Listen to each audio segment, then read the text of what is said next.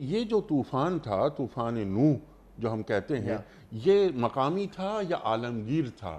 ذرا یہ فرما دیجئے. پھر ابھی ایک بات اور آپ نے فرمائی تھی تو ایک اور سوال ذہن میں آیا.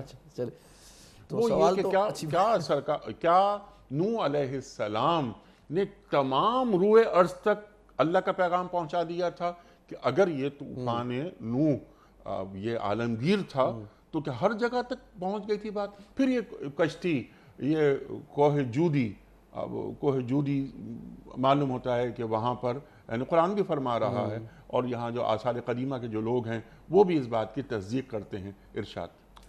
اچھا، یہ جو سوال ہے نا، کیونکہ ہسٹری جو دنیا میں لکھی گئی ہے وہ جو ہمیں ڈاکومنٹڈ ملتی ہے نا، وہ 4,000 ساڑھے 4,000 سال کی ملتی ہے. صحیح. اور جتنا قریب آ جائیں اتنی اچھی ملتی ہے. نوح علیہ السلام کی مدت چونکہ بہت پرانی ہے تو دنیا کی ڈاکومنٹڈ ہسٹریز میں یہ چیز تو ملتی نہیں ہے. قرآن و حدیث نے بھی کوئی ایسی بات میرے علم میں نہیں کہی کہ یہ طوفان عالمی تھا یا علاقائی تھا. اب رہ گئی بات مفسرین کے اقوال ایک. نمبر 2 سائنٹسٹ جو جیولوجیکل سرویز، وہ یہ بتاتے ہیں کہ جیولوجیکل سرویز سے یہ نشانی ملتی ہے کہ دنیا میں ایک وقت ایسا تھا کہ ہر جگہ پانی تھا. یہ ملتا ہے ان کو. تو اس میں ہم اشارے کے طور پہ یہ بات کہہ سکتے ہیں، کوئی پکی بات نہیں ہے. مفسرین میں دونوں قسم کے اقوال ہیں.